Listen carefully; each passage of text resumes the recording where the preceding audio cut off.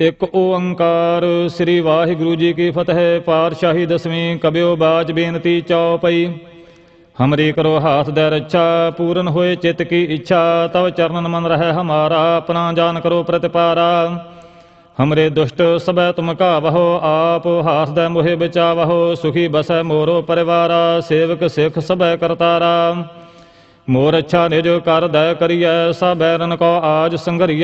पूरन होए हमारी आशा, तोर भजन की रह प्यासा। तुम्हें छाड़े कोई अवर ना त्याऊँ, जो बर चाहो सो तुम ते पाऊँ। सेवक सिख हमारे तारिय है, चौन चौन सतर हमारे मारिय है।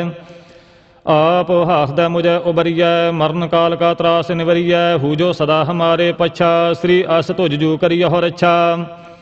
राख लिहो मोहे राखन हारे, साहिब संत सहाय प्यारे। दीन बंद दुष्टन के हंता, तुम हो पुरी चतुर्दश कंता। काल पाए ब्रह्मा बापतरा, काल पाए शिवजू अवतारा। काल पाए कर बिसन प्रकाशा, सकल काल का किया तमाशा। जमन काल जोगी शिव कियो, वेद राज ब्रह्मा जू थियो। जमन काल सब लोग सवारा, नमस्कार है ताहे हमारा। जमन काल सब जगत बनायो, देव दैत जच्छन उपजायो। आदि अंत एक अवतारा, सोई गुरु समझियो हमारा।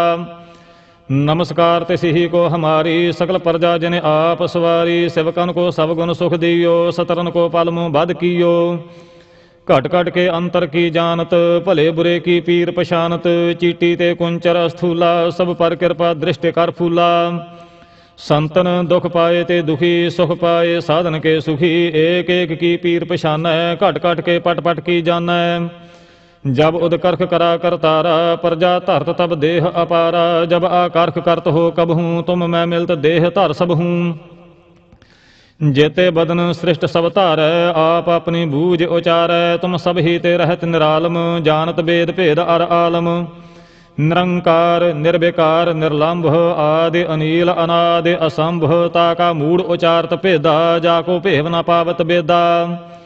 ताको कर पाहन अनुमानत, महामूढ़ कछ भेद न जानत। महादेव कौ कहत सदा शिव, निरंकार का चीनत नह भेव।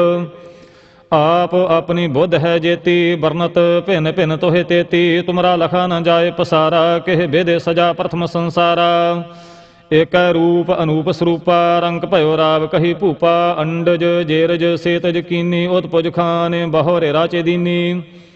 कहूँ फूल राजा हवै बैठा, कहूँ सिमट भयो शंकर इकट्ठा। सिगरी श्रेष्ठ दिखाए अचंभव, आदि जुगादि स्वरूप स्वयं भव।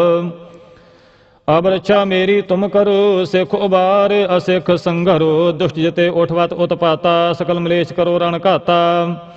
जे अस्तोज तब सरनी परे, तिनके दुष्ट दुखत होवै मरे।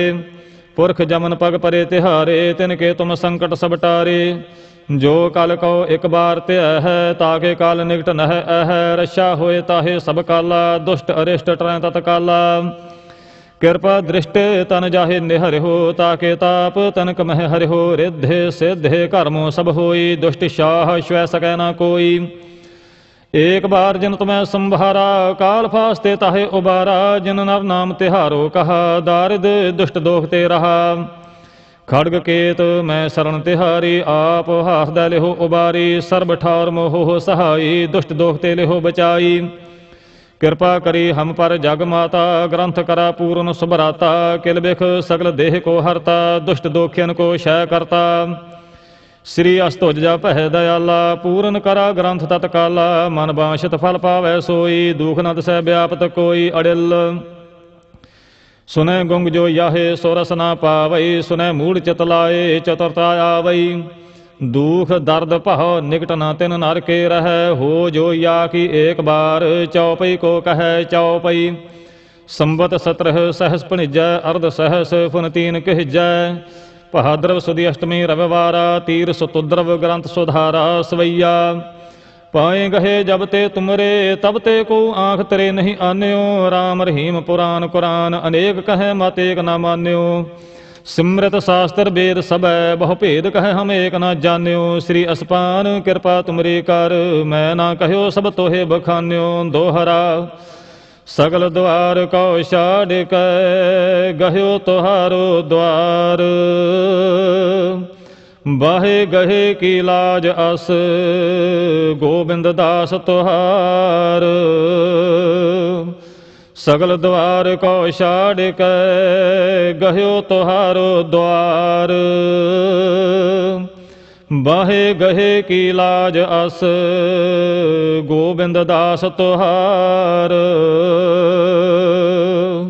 वाहिगुरु जी का खालसा वाहिगुरु जी की फतेह।